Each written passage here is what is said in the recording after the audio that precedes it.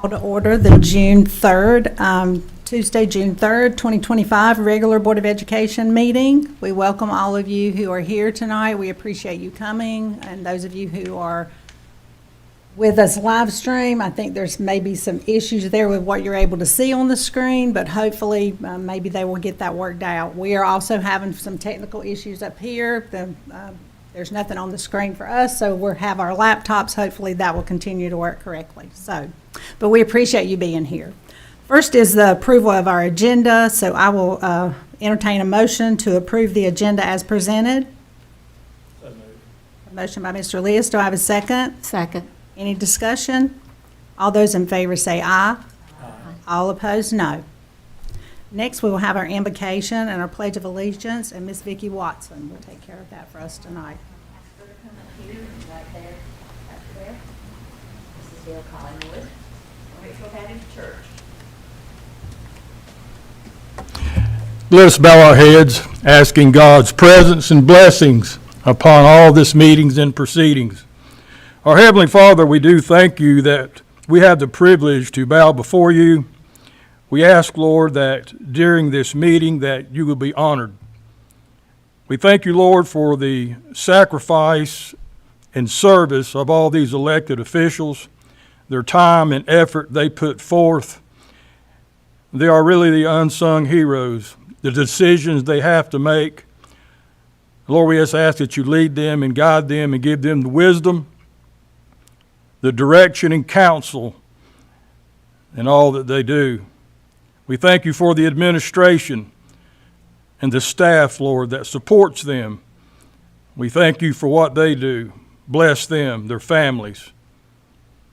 And then, Lord, we thank you for the parents. Thank you for the parents, Lord, that have raised children and recognizing the scriptures that we're all created in God's image, and therefore the morals of the scripture has to begin in the home. For we follow the mandate of scripture that says if we raise up a child in the scriptures, then when he becomes mature, he cannot depart from it. So we pray for the parents. It's an awesome responsibility to raise children. And then thusly, Lord, together, as we work together as a team, to realize the outcome of the next generation, raising them up so that they themselves may be able to follow after to the next generation. Forgive us, Lord, of our sin. Lead, guide, and direct us, for we ask it in Jesus' name. Amen.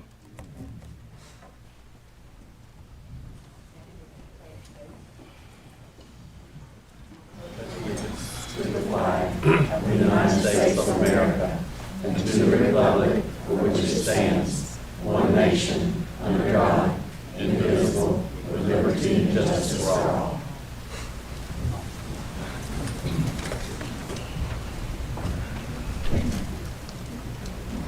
Next on our agenda is recognitions for North Carolina High School Athletic Association 2A state winners. Dr. Dennis.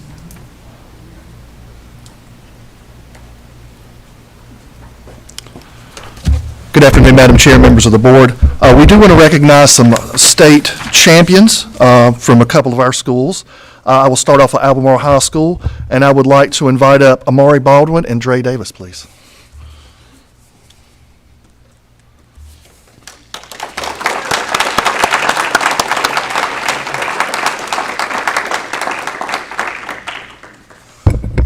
So Ms. Baldwin is the winner of the 1A state champion in the triple jump. What did you jump, Ms. Baldwin? That's pretty impressive, 39 and a half feet. And Mr. Davis here won the 200 and the 100, and you're the past defending 100 champion. Is that true? Yes, sir. What'd you run? This year I went 10.59. That's pretty good.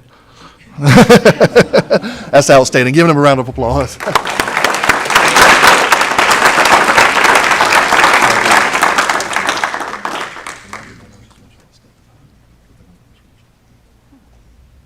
One, two, three. Take one more. Thank you.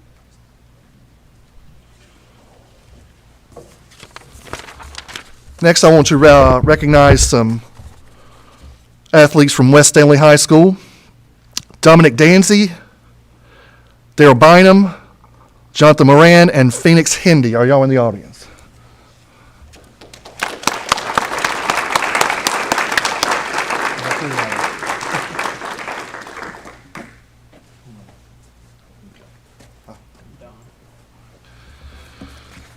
So, these gentlemen were on the 4x200 relay team that won the state this year. You were also you ran a school record in the 4x100 as well, is that correct? What'd y'all run in the 4x2, do you remember? 128, something. And it was a really good race because Monroe had a pretty good team too, didn't they? And y'all edged them out. And you did a fantastic job, and what I'm trying to say, it was a very, very good group of athletes that you competed against, and you come through and won the state championships, and congratulations. So this group also won in indoor, Oh, yes. and we have two that's going to go serve our country, and the other one is going to college at Pfeiffer. This is the last chance I get these guys together as seniors. Last week, the indoor state rings came in, so I wanted to give them their rings today.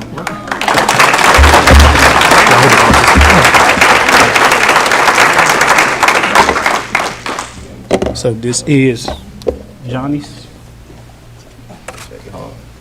Go ahead.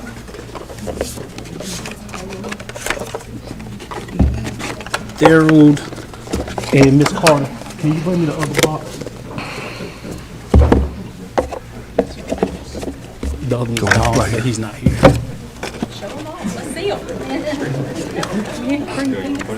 No, I grabbed Dom's. And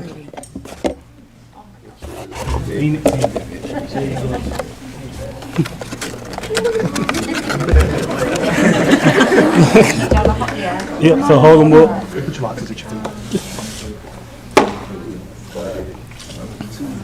You got it. Thank you.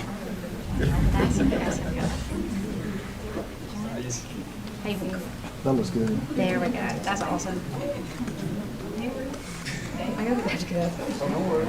That's good. Hey, come on.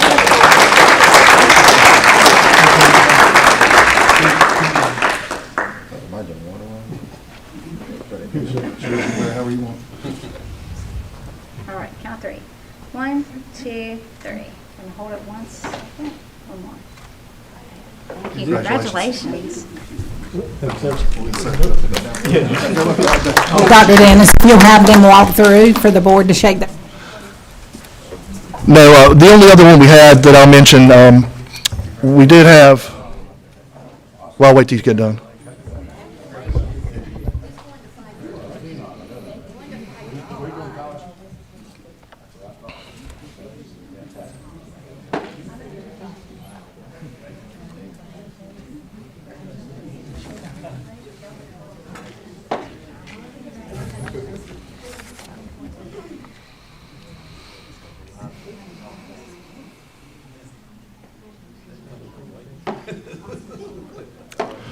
We had one more athlete from West Stanley, Owen Grismer, won first in the discus. He cannot be here tonight. That's all I have. Thank you. thank you so much.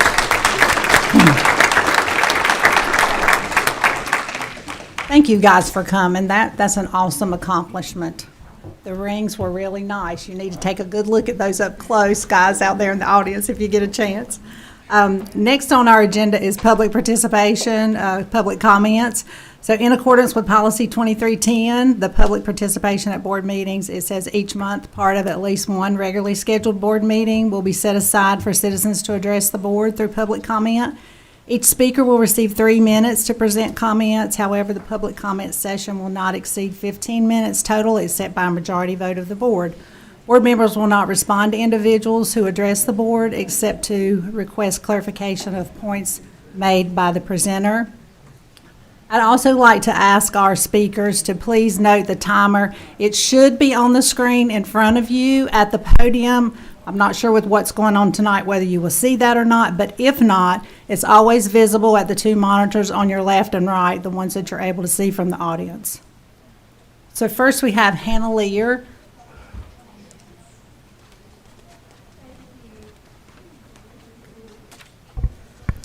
Good evening, school board members, faculty, and fellow community members. My name is Hannah Lear, and I am here tonight not only as a parent, but as a concerned taxpayer and advocate for our students and community.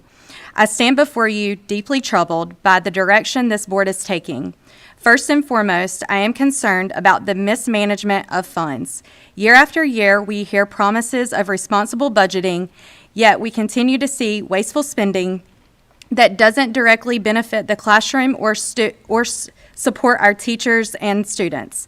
There needs to be transparency, accountability, and above all, a genuine effort to align every dollar spent with our students' at best interest. Second, it is painfully clear that personal agendas have taken precedence over the need of our children and the greater community. Decisions are being made to serve the board's members' special interests and not to improve education or address the challenges that our schools face. The board's role is to serve the public, not personal motives. Additionally, I want to address the issue of public trust. The community is being shut out of the conversation, input is being ignored, questions go unanswered and dismissed. If you are not willing to listen to the people you are elected to represent, then who are you truly serving? Lastly, the proposed consolidation plan.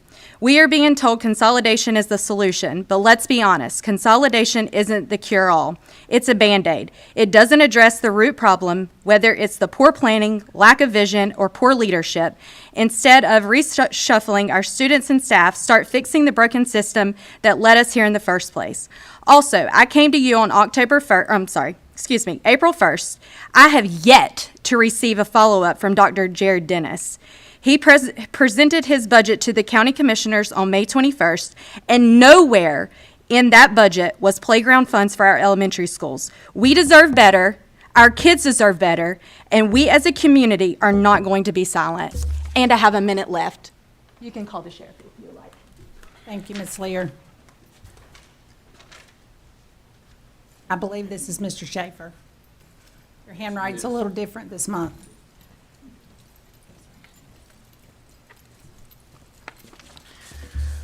Board members, my name is William Schaefer, as you all know, and I've come to say this. Over the years, and especially over the last few months, the old axiom, liberty dies in darkness, has also come to mean that it dies in secret meetings. It dies in every rule that you violate, and there are many.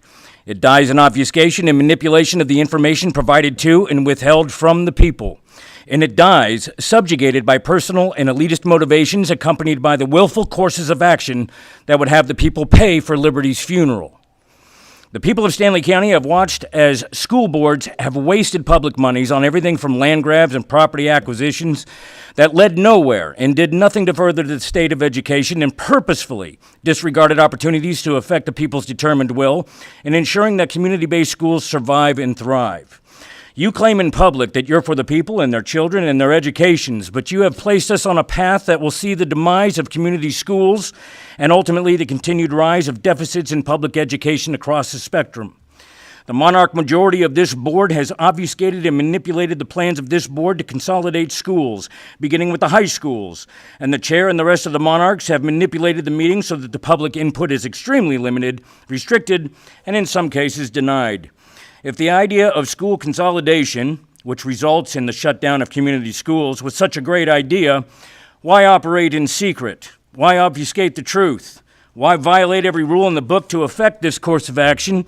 Why vote and decide what's to be done before the people know the full truth and have the opportunity to speak to it?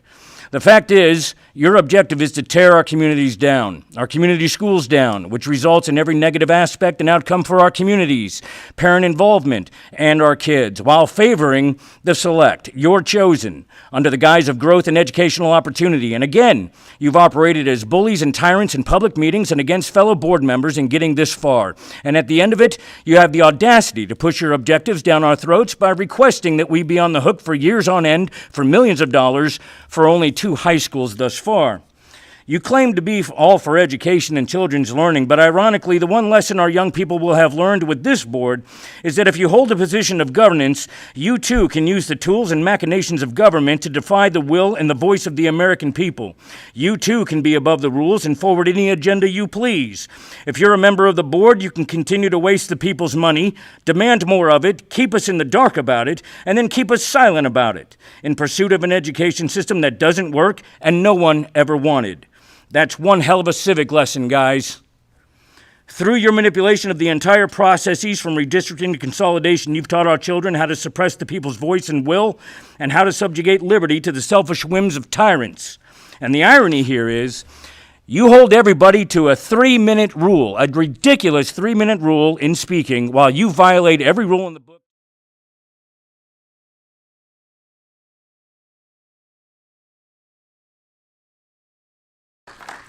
Megan Blaney.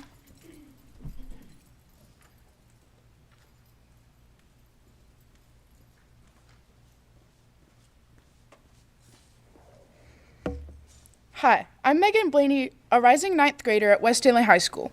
I feel that a super school can take away an important sense of community because being in a smaller school for me has made it much easier to find my friends and activities that I like, such as band or theater. I also feel that being in a smaller school where teachers can get to know their students makes every student feel more included and lets teachers easier notice what each student needs and meet each of those students' academic needs. Having that sense of community in a smaller school lets students feel more comfortable asking for help and lets students not get lost. Having 4 smaller schools instead of 2 super schools lets students get more opportunities to be on sports teams, which can lead to more scholarships for those in our rural community who wouldn't be able to afford college otherwise. Having only 2 high schools cuts in half the ability to participate on sports teams. There's not an advantage socially nor academically to giant super schools. Please leave our schools as 4 community schools and not 2 big super schools. Megan, can I just ask you a question? Did you say you're a rising 9th grader? Yeah. A rising 9th grader at West Stanley? Okay. Thank you. Patty Blaney?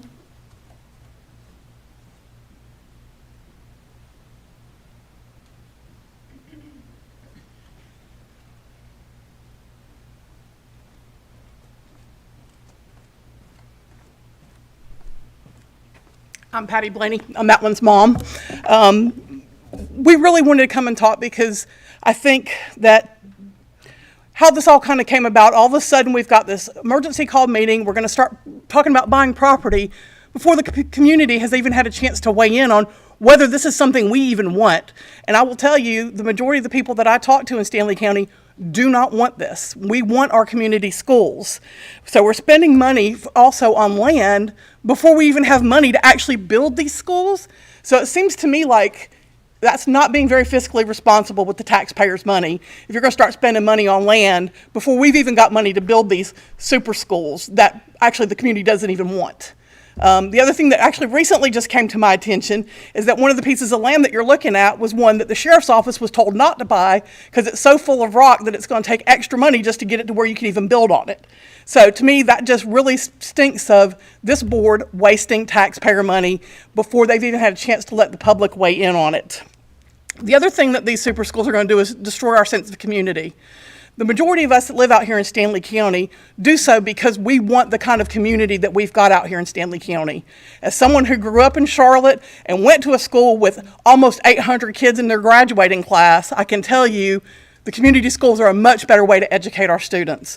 Our high schools are going to suffer academically. They're going to suffer with behavioral problems if we move to these super schools.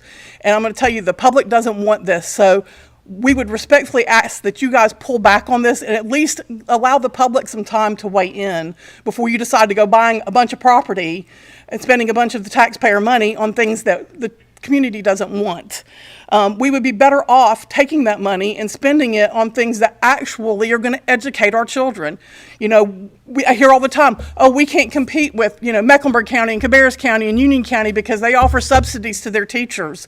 well, maybe instead of spending, millions of dollars on a piece of property that, by the way, we can't even build on because it's got so much rock, maybe we should be spending that money to be offering subsidies to teachers so that we can attract better teachers to Stanley County and actually focus on what your job is, and that is to educate our children.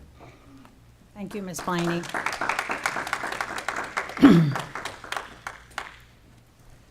Next on our agenda is the approval of minutes. I do have two of those that I would like to amend, so I don't know if the pleasure of the board, if you want to just to approve the ones that I'm okay with, and you may have some changes that need to be made. Let's just kind of go back. The one change that I'd like to look at would be on the May 15th special called meeting minutes. After the paragraph where Mr. Swanson requested that his statement be included in the minutes, I would like to add that the board chair, Ms. Robin Whitaker, noted that during the discussion on the May 14th, 2025, no references were made to the specific general statute or relevant policies. In the absence of such documentation, at that time, a comprehensive review or legal assessment was not possible. The next one would be on the minutes for May 21st for the special called meeting. The next to last paragraph has a request by Ms. Poplin, and I would like it noted in there that the board chair was in agreement with that statement, but stated that everyone would definitely need to be in attendance. So those are the two changes that the amendments to those minutes that I would like to see. I'll ask for a motion to amend, since I can't really make the motion, I would need someone else to make a motion to amend those minutes for the changes that I listed. So move. Do I have a second? Second. Any discussion in those? I want to make sure that Mr. Sorensen's comment and the comment that I made that asked for to be on the record are in there. So hold on one second. They I know are. that one was in closed session, so I want to make sure that they're both in it. Yeah, both of these were open session. No, the one I'm talking about was in closed session during the transfer appeal. Yeah. This one is the one from May 21st. And then the other, like I say, was from the 15th. Any other discussion on those? Yeah, there needs to be an amendment to the May 14th. Isn't that the first day of transfer appeals?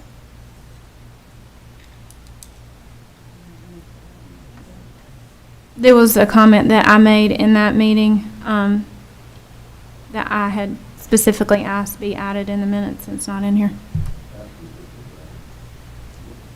That's the May 14th special call transfer appeals? Yes, I believe so. I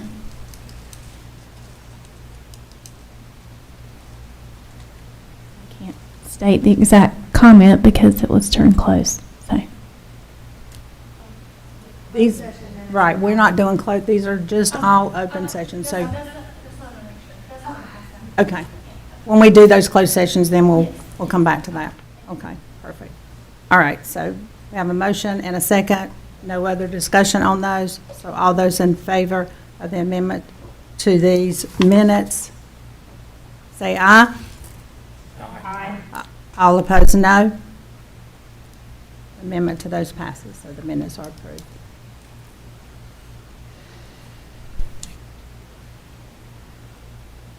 Next, we have committee reports. Let's go back. Madam Chair, Yeah. I believe you have to. I am. I'm backing up. On the amendment. So that was just on the amendment. So let's go back. So now that we've amended those, we can approve all of those together in one motion. So if there's approval for those motions as they are presented, could I have a motion to approve those? So moved. Do I have a second? Any discussion on those? Just want to make sure that the motion is as presented and as amended. Well, we approved the amendment, right, yes. So we've approved them, yes. So this will be as amended, those minutes as amended. So, point of clarification, when will we approve those closed session minutes? When we schedule our meeting to try to maybe have that work session or end of the Okay. year meeting, she's going to have those ready for us. Okay. Since we weren't doing the closed session in the Okay. regular meeting tonight. Thank you. I'll make notation, though, that there's some question on that one. Okay, so we have a motion and a second. Discussion. All in favor say aye. All opposed, no. Those minutes are approved. So next we have committee reports, and first we have our Capital Improvement Planning Committee, Ms. Glenda Gibson. All I have at this time is we had a meeting, May 22nd, long-range facility planning. I have nothing to bring before the board to be voted on at this time. Okay. I know you had, there are some attachments and inboard docs that you've had an opportunity to look at, but she's not bringing anything that needs any decision made on. So next we have curriculum and instruction, and Mr. Bill Sorensen will do those for us. Yeah, we met on, let's look at the minutes here, May 14th, and Ms. Mandy Melton presented our required reports for our CTE program, so if she'd come up forward and do that for the rest of the board, I'd appreciate that.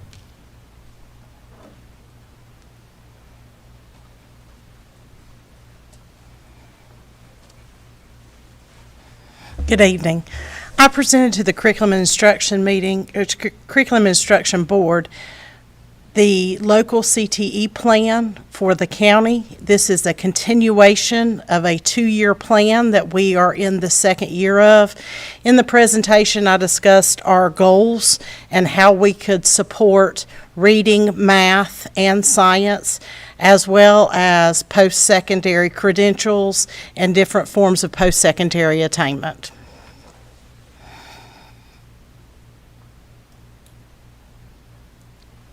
You want me to do the whole? You want me to do that? Okay, I got you. I didn't know if you wanted a synopsis or the whole thing. Okay, I'm really good, but I'm not sure I'm good enough to do this all by memory.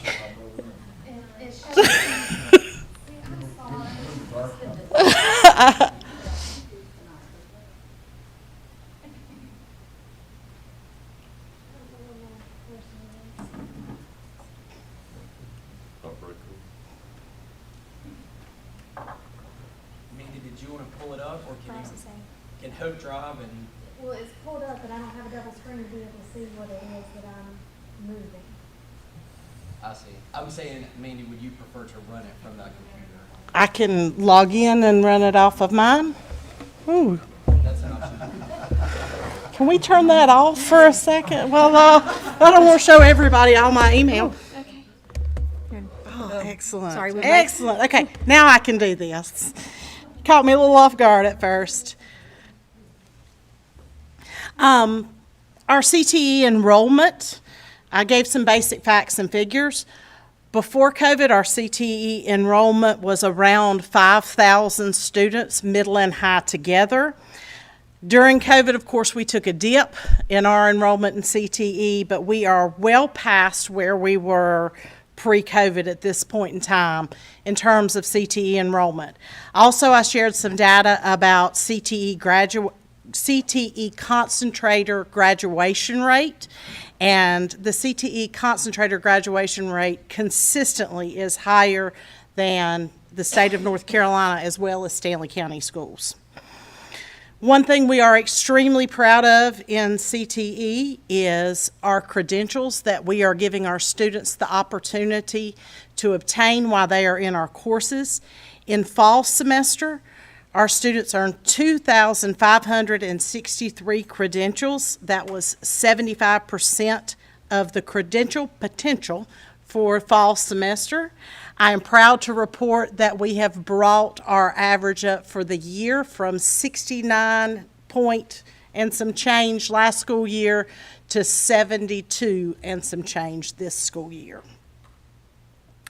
I did a brief review of the courses we offer here in Stanley County CTE, 11 agriculture courses, 8 business and information technology courses, 1 career development course, 7 family and consumer science courses, 3 health sciences, and 3 drone courses.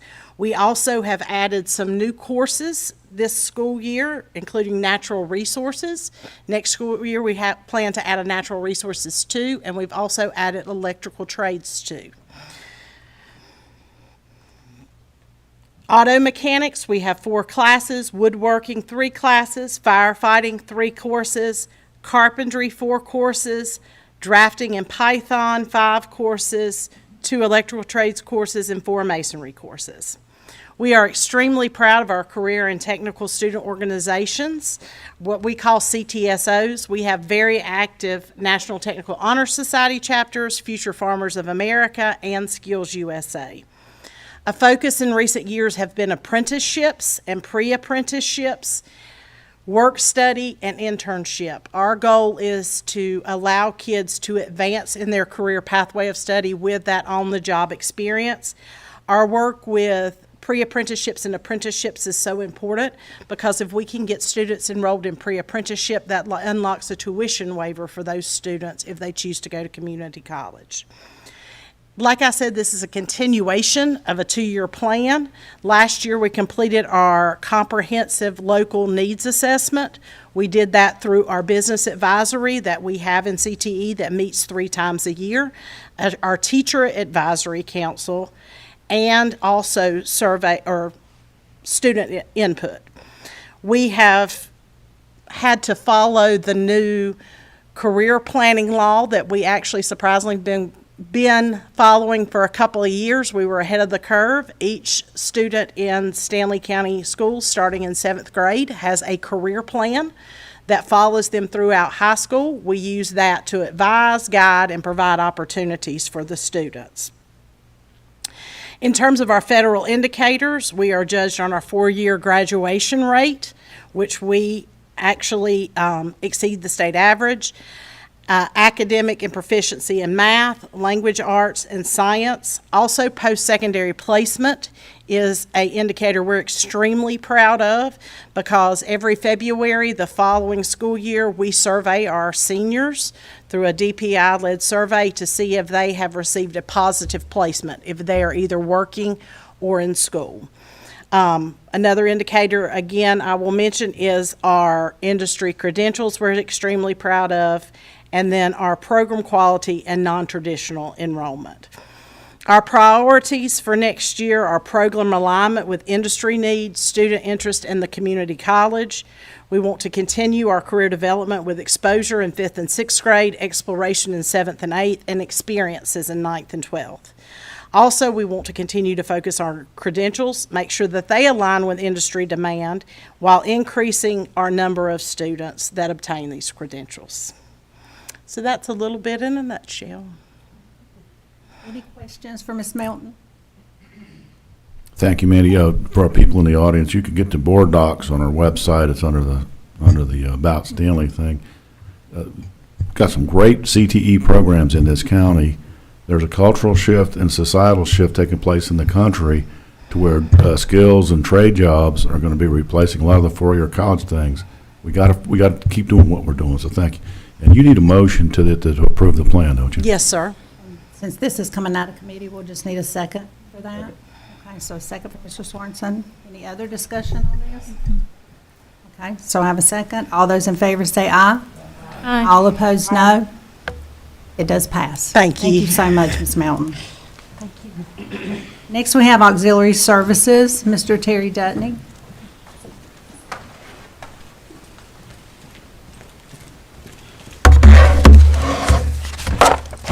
I'm filling in for Ashley tonight. So, what we have on the agenda first is our child nutrition vendors for the 25-26 school year.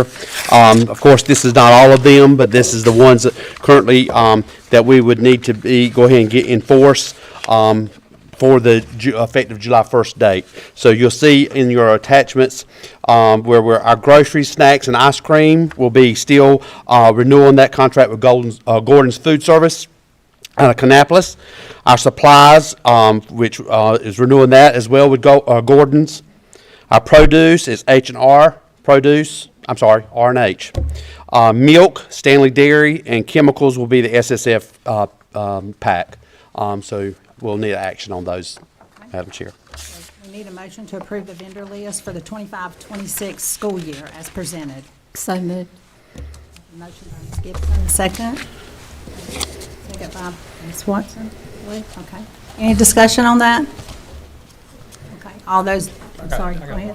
What's, if you know it off the top of your head, relative to last year and recent years, where does this price? I don't have This is the document. this is continual from last year's agreement. We have a 2-year contract on those prices. So we'll actually be going out the bids for everything in the 25-26 for the new school year of 26-27. Any other questions? All those in favor say aye. Aye. All opposed, no. It is approved. Okay, I think you are up again, Mr. Dudley. Okay, the second thing we have on the agenda is your child nutrition annual agreement. This is something that's brought to to y'all every year. It's a continual agreement on how we're to administer the program through Stanley County Schools for our students in Stanley County. We'll need action on that as well. Right, so we need a motion to approve that for the 25-26 school nutrition annual agreement as presented. Is this in place of the CEP meals, or is this This agreement is outside of that? outside of that. It's for the actual process of the child nutrition program. Do I have a motion to approve? So moved. Do I have a second? All those in favor, excuse me, any other discussion? Okay, all those in favor say aye. Aye. All opposed, no. Motion passes. And next is the CEP transition. Okay, last year this time, we were talking about making 100% CEP for all our schools in Stanley County. We have accomplished that this year with all our children being able to eat free. With where we're standing currently, we're at a loss in our child nutrition program. So what I'm asking is that our board look back at going to what we had prior to 24-25 school year, and remove the 7 schools that we added for the 24-25 school year because of the participation. We actually, when this was brought to y'all's attention last year, the calculation for the participation was at, if we increased participation by 2%. But there was in the calculation, there was a formula that was not correctly inputted. And so by that happening, it caused a sizable difference than what was estimated to what we would need to increase our participation for. Therefore, adding those 7 schools to our CEP or a community eligibility provision actually ended up causing the child nutrition program to have a loss for this year. Do you have a list of the 7 schools that will Yes, be ma'am. removed? Those 7 schools to remove are the North Stanley Middle and North Stanley High, South Stanley Middle, South Stanley High, West Stanley Middle, West Stanley High, and the Stanley Early College. So we need a motion to approve the CEP plan as presented. Does that include both of the early colleges? No, ma'am. STEM falls under the Albemarle High tier. So STEM would stay as it is, CEP. So we will have to be sending out to our parents, our students, as to what the cost of the meals are. Yes, ma'am. Communication will need to be And are out. they going to have to now go back to filling out The applications, yes, ma'am. application? Yes, ma'am. So I have a motion to approve this as presented. Motion to approve. Do I have a second? Any other discussion? Yes, ma'am. I just want to say, I don't know that as a system we did a great job of marketing this. I know that I had asked about it. I think at other times Ms. Gibson had asked about it. I don't know that we pushed it at our schools like we should have. I know there was some issues outside of that, but I just wanted that noted. Yep. When we actually started initiating this community eligibility provision, it was very important that we got everybody in the community as well as our staff involved in pushing this out. We did do some flyers, but I think that overall, the push was probably not as great as we anticipated it needed to be when we were looking at all children being able to eat free, as we were comparing that to the COVID epidemic timeframe versus non-COVID epidemic. You know, as we move forward, And I agree with what Ms. Poplin said, that, I know we questioned things and tried to push things, and I know there were other circumstances here. Do we foresee that after next year, is there ever a possibility that we can come back to looking into something again where our children, all of our schools, are able to eat free? You would have to have a big subsidy because, like you said, with the percentages are high. You could have marketed it harder and probably got some more percentages, but you weren't going to meet the percentage So actually. even though it were to be marketed much better, the next time we will never be able to meet Not at that. this juncture, no, because you're not going to meet the percentages needed. There's that many kids are not going to eat free or the food in the schools. When we still get some more from the state, I'll be able to share some more numbers with you. But the preliminary numbers I'm getting, which are not galvanized, are very high numbers. It's just sad to me. I mean, thank you. Yeah. Well, there is bills out there that legislation is wanting to get passed, so that's a thing that our citizens of North Carolina needs to get behind and push, that every child in the school systems can eat free. Yeah, I will say that too. I think that should really be a part of school. It does.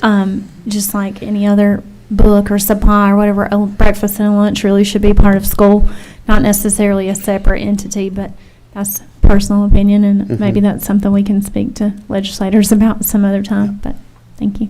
Okay, so we have a motion and a second. All those in favor of approving the plan, say aye. All opposed, no. Motion passes. Thank you, Mr. Lane. Next is Personnel and Administration, Ms. Lydia Hedrick.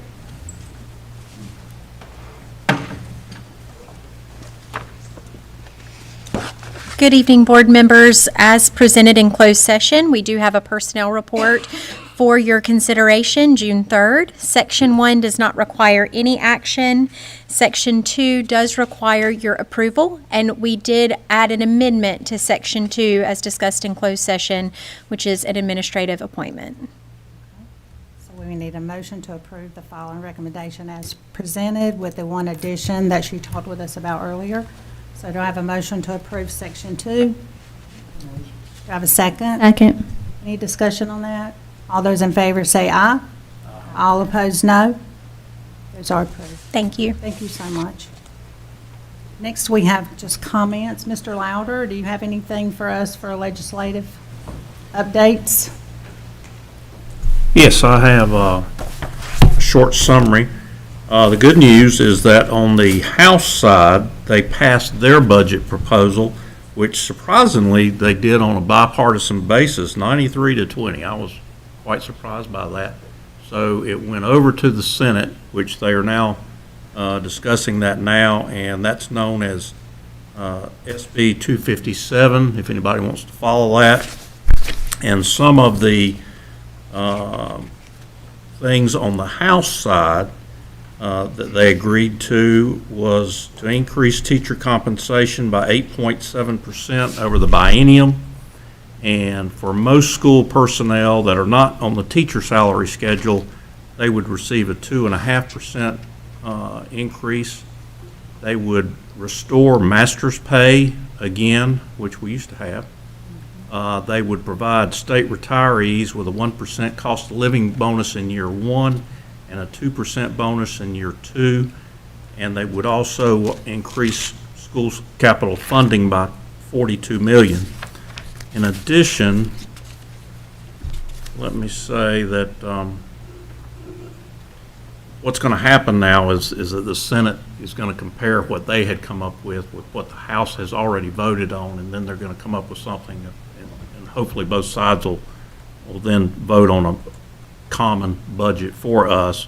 But right now, I can tell you the differences.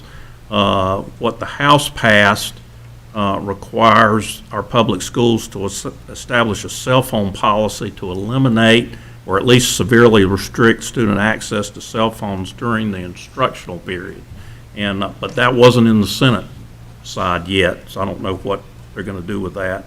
The House side establishes a teacher apprenticeship program, and that's to help increase the number of professionally licensed teachers that's coming into our system, and that actually mirrors the Senate side, so they're already in agreement on that. One thing that the House side included that's not in the Senate budget yet is that they're requiring local administrative units to provide all K-5 students instruction in performing arts, and that would be music, dance, theater arts, and visual arts. And so they're negotiating that this week as we speak. There is a requirement, as I stated, to reinstate master's pay, and now that's not part of the Senate's budget, but they're negotiating that. And however, the teacher bonus program, they have a schedule for the bonuses, and I'm not going to go into the details. It's kind of get into the weeds in that. But that mirrors the Senate budget. So as far as the teacher bonus program, already the House and the Senate are in agreement, as well as bonuses for principals, which are interesting, and I can give a kind of a summary on that. That mirrors the Senate side, and they basically have bonuses for principals ranging from $1,000 to $15,000, and it's based on growth in the schools. For example, the top 50% of statewide growth get a $1,000 bonus, and then it kind of stair steps up to the highest. If you're in the top 5% statewide in growth, then you get a $15,000 bonus. So, and then there's, as I said, stair steps along the way.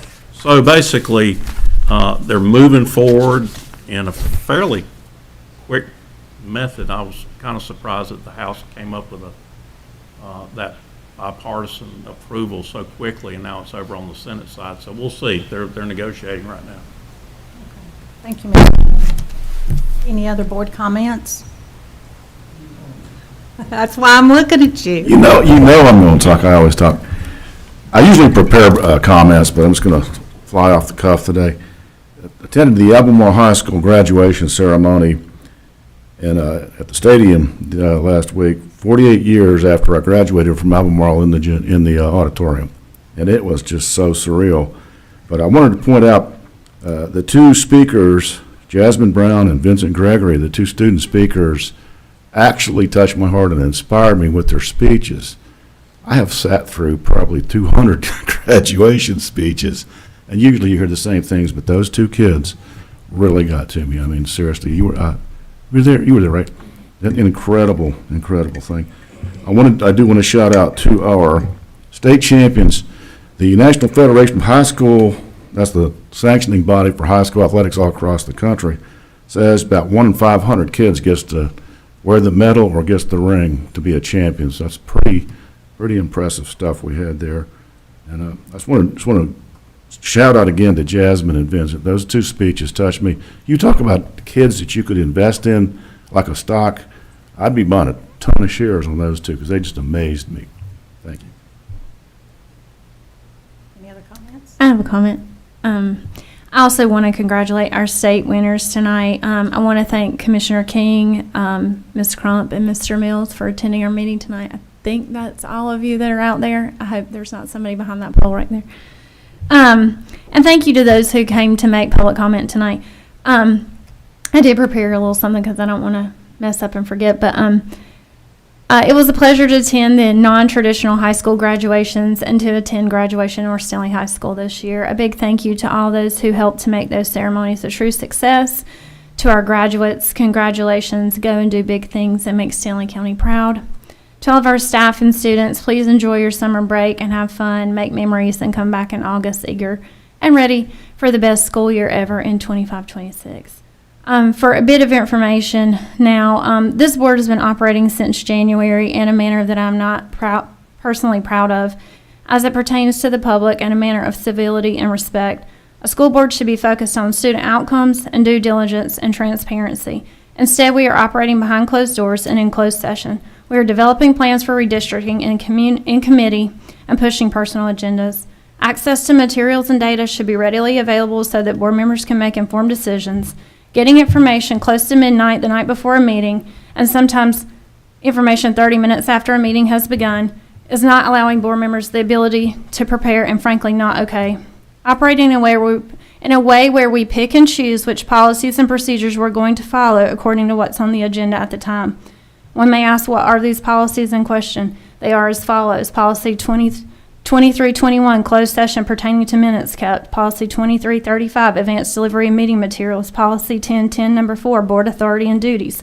Policy 4050, children of military families. Policy 2302, remote participation. Policy 2230, board committees, Part A and Part C. Policy 2340, parliamentary procedure. Policy 2000, number 4, board operations.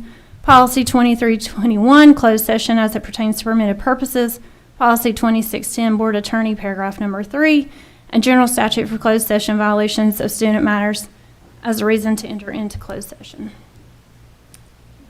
An effective school board is one which positive environment is created to ensure positive outcomes for students and should maintain community trust and engagement. This board was elected by the taxpayers and citizens of Stanley County and should serve the people of this county. Today, we have voted on issues that are huge in this county, and they should have been duly presented and discussed in open meeting. There was zero time for stakeholder input, and I owe it to the stakeholders of this county to have time to hear their comments and opinions. This information was also first introduced that we voted on today, one day after the county commissioner meeting. That's some interesting timing, and things are just not adding up. And this had to be brought out today because we're not allowed to speak to either of our attorneys. So that's the end of my comment. Any other comments?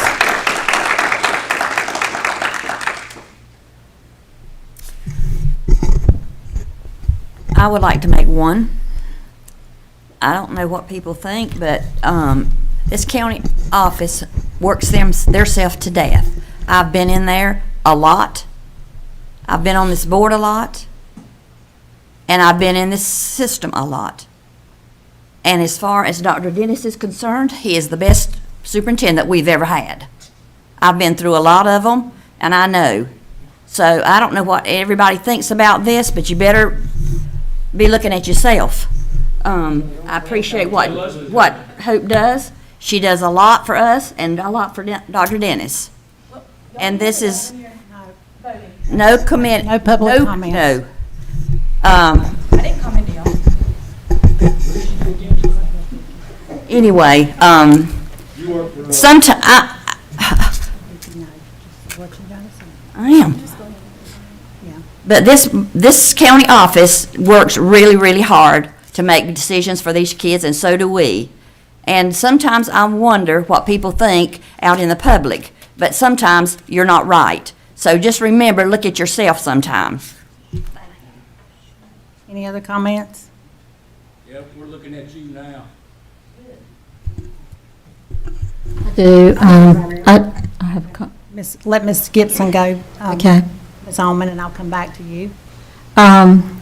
Certainly, I want to echo what was said about the 2A state champions. That's wonderful. It's great. And then also, I was able to not participate. I watched field days, a lot of field days, and award days at the end of school. So that was always just a pleasure. I appreciated the CTE plan, Ms. Milton. And also, we were able to celebrate our Stanley County Principal of the Year, Ms. Pennington, our Teacher of the Year, our Assistant Principal of the Year. We also have had celebrations for our retirees, and all of that is a part of the end-of-school activities, which is very, it's just a good feeling. I attended all of the graduations, the SCOVE, the Academy, the early college, the early college STEM. The speakers, I'll agree with Mr. Sorensen. They're just amazing. And then I was able to attend West Stanley High School's graduation, which was extremely special. One other thing I want to point out to everyone and our board, someone sometimes that does so much work, but she goes unnoticed lots of times, is Miss Hope Miller. And I want everyone to know that she has been requested to present at the network that represents all administrative assistants across the Northwest region, and she will be teaching and presenting information, and this is kind of goes along, I believe, with the superintendent's conference that's there. You see Hope, she has her head down. She doesn't like to bring recognition to herself, but when someone does just amazing job, and she always has for us, I just felt it was very important for everyone to realize that she's the person out here now that's going to be training others. So thank you for all you do. Thank you. Thank you. Okay, Ms. Almond? Yes, can everyone hear me?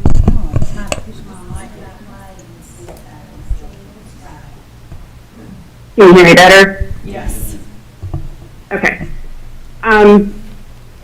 So, in my personal opinion as a board member, yes, I fully agree that our central office does an incredible job. But I'm actually going to piggyback off of what Ms. Poplin was talking about, because when we were doing committee reports, we had every opportunity to share with the rest of the public exactly what our CIP committee has been discussing. We had every opportunity to share with our county commissioners when we were in a meeting with them exactly what our plans are. But yet transparency and communication continues to be an issue. And that is the whole reason why I decided to even run for school board. And I believe I was elected by the people because they want transparency and communication. So that's what I'm here to do tonight. When we're discussing consolidation, the public is the first person that we should even go to, because they're the ones that pretty much say yay or nay. They hire us to do a job, and that is to work for them. So I want to make that very clear, that as a board, it is our job to listen to the people that hire us. So for everybody that does not know what was discussed in the CIP committee meeting, if you go to our school board website and you click on district and you go down to board doc, you can see exactly what was discussed, and it is consolidation. And we had every opportunity to talk about that tonight. And why we don't is the question I want to put out. Why do we not communicate with our commissioners? Why do we not tell them the plan? Why did we not tell them that we had a demographer coming the very next day? These are the questions that need to be answered, and we have got to be more transparent. That is all. Thank you, Ms. Almond. Any other comments? Yeah, I'll make a couple. Just want to thank again the track and field guys for coming up here and getting recognized. I used to be a track and field coach, and that's very special. Was lucky enough to have a couple state champions when I was at Forest Hills, and very proud of them. Ran track in high school. It's just a sport that's near and dear to me. The end of the year, again, echoing what some people say, the graduations are some of the greatest things to attend. Looking at the young men and women walking across the stage to the next chapter of their life. And especially to push from all the staff and our teachers and everyone at the end to try to get some of our maybe less motivated students past the goal line. They did a great job, and everyone did a great job, especially with everything at the end of the year. Testing and everything went well. We're looking at increases in almost every area for next year once everything pans out from the state. So I'm just really impressed, and really my gratitude to all the staff that and what they did at the end of the year coming through. I know, you get close to the finish line and you may get a little tired, you may get a little wary, but everyone did an outstanding job. So thank you. And thank you, Dr. Dennis. We appreciate what you do. That's it. No other comments. Our next meeting will actually be held on Tuesday, August the 5th, 2025, here in the Gene McIntyre Room at 6:15. We will not have a July meeting. That's just common practice for the board to not meet during the month of July. So that will be held August the 5th, once again, Tuesday, August the 5th. That is the end of our agenda, so I will entertain a motion to adjourn. So moved. All in favor, say aye. All opposed, no. We are adjourned.